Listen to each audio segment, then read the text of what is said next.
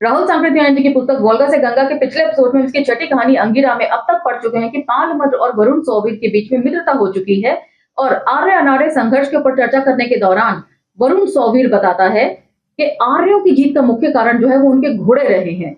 असुर हालांकि बहुत कुशल शिल्पकार होते हैं, लेकिन उनमें योद्धाओं की बड़ी कमी है। साथ ही उनमें बहुत सी बुराइयां हैं, जैसे कि वे अपने राजा को जन से ऊपर समझते हैं, उनके पुरोहित बड़े चालाक होते हैं और असुर जो है वो लिंग उपासक होते हैं। इन सब चीजों को आर्यों को अडॉप्ट नहीं करना चाहिए, लेकिन असुरों की अच्छाइयों को उन्हें जरूर अडॉप्ट करना चाहिए। इन सब चर्चा के दौरान दोनों मित्र अपनी मित्रता को सत्तू और बछड़े के सूप के साथ सोम रस का प्याला उठाकर और प्रगाढ़ करते हैं। दूसरे सीन में हमने जाना कि दोनों मित्र जो है अगले दिन ऋषि अंगिरा के आश्रम की तरफ प्रस्थान करते हैं।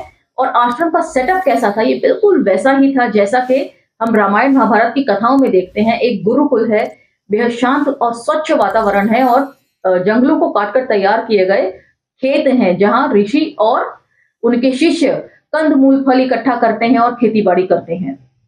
वहां पर सबसे इंपॉर्टेंट बात जो जानने को मिली वो ये कि ऋषि अंगिरा का सबसे महत्वपूर्ण काम क्या था? वो ये था कि असुरों के संपर्क में आने से आर्यों की सोच और खान पान आचार व्यवहार में जो बदलाव आ रहे थे उसको दोबारा आर्यत्व की तरफ मोड़ना, जिसमें सबसे महत्वपूर्ण काम वे करते हैं, घोड़ों का अस्तबल तैयार करते हैं, उनका संसर्ग कराकर संकर नस्ल के घोड़े तैयार करते हैं और अश्व मांस भक्षण दोबारा चालू करवाते हैं।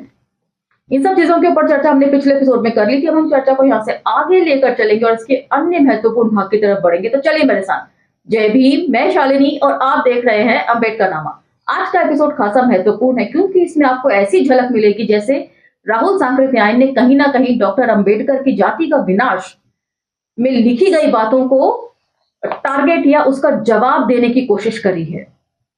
अंत तक इस एपिसोड में बने रहेगा। पसंद आए तो लाइक शेयर सब्सक्राइब भी कर दीजिएगा।